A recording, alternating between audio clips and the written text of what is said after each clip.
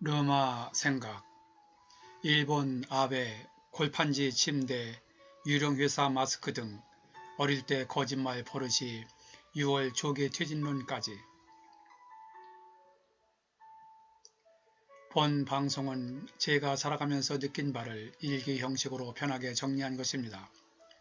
혹시 제 느낌이나 생각이 다르게 느껴진다 해도 다름 차원에서 이해하여 주시고 편하게 즐겨주시면 감사하겠습니다. 아베는 얼마 전에 코로나19와 관련하여 약 5,200억 원의 막대한 예산을 투입하여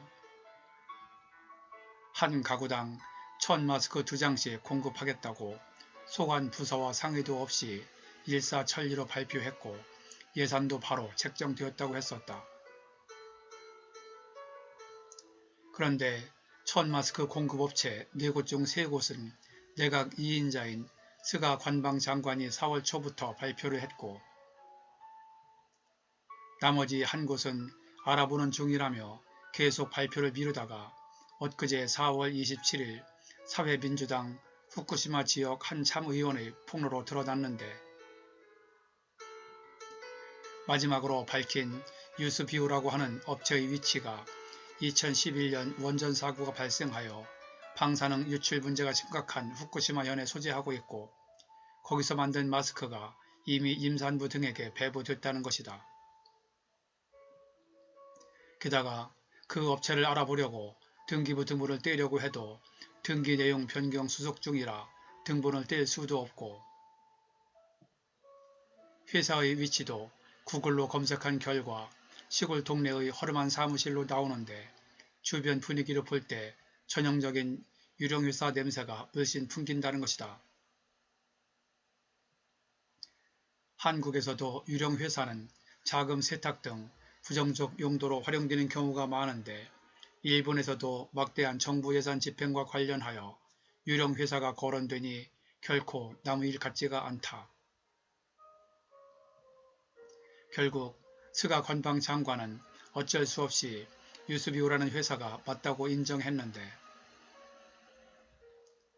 여기서 또 문제는 그 회사가 설립된 지 불과 3년밖에 안 된 업체여서 그런 회사가 수천억 규모의 사업에 참여할 수 있다는 것 자체가 일본 사회의 통념상 감히 상상하기 힘들다는 것이다. 또한 그 회사의 대표이사는 유스비오를 운영하면서 태양광 발전 사업체 대표이사를 겸직하기도 하고 2015년에는 식료품 제조업체로 등록된 상태에서 본래의 업종과는 관계없는 분야로 국가의 보조금을 받기도 했으며 2018년에는 탈세 혐의로 집행유예를 선고받은 경제사범이고 지난 4월 9일 현재 그의 자택이 경매로 넘어간 상태에서 행방을 알 수 없다는 것이다. 이미 알려진 대로 이번에 공급된 첫 마스크는 재사용도 어렵고 크기도 작고 머리카락 작은 벌레 등 이물질이 나와 논란이 있었는데 이번에는 방사능 오염 가능성이 높은 마스크를 임산부들에게 공급하였다고 하니 참으로 대단한 아베라고 생각한다. 아베는 얼마 전에도 친형이 대표이사로 있는 회사에서 도쿄올림픽 선수촌에 골판지로 만든 침대를 공급하기도 했고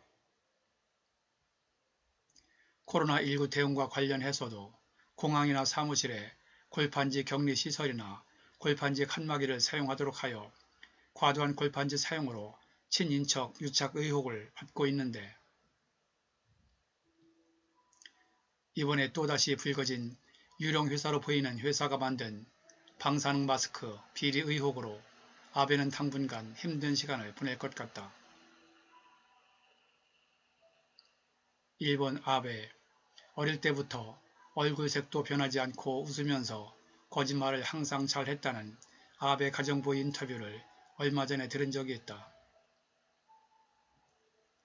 숙제를 안 했으면 하면 될 터인데 늘 숙제를 안 하고도 했다고 거짓말을 한 후 해맑게 웃으면서 나가 놀다가 다음날 학교에서 연락이 와 숙제를 안 한 것이 매일 들통났다는 아베 가정부의 인터뷰. 어릴 때부터 거짓말을 잘 하기로 타고난 듯한 아베.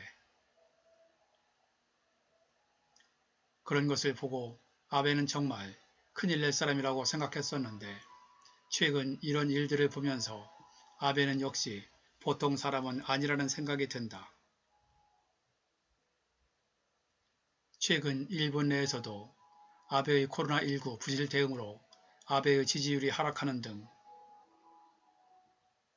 집권 이후 최대 스캔들로 위기를 맞으며 자민당 내 아베 지지파 가운데서도 아베 총리 6월 조기 퇴진설이 불거졌다고 하니 아베가 어릴 때부터 줄곧 해오던 거짓말 습관의 발로가 어떻게 될 것인가 상당히 궁금하다. 편안한 시간 보내세요.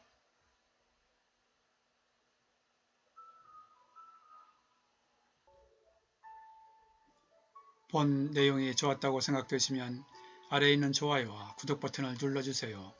좀 더 느낌 있는 내용을 만드는데 큰 힘이 됩니다. 참고로 구독은 무료입니다. 끝까지 봐주셔서 감사합니다. 그럼 다음에 또 뵙죠.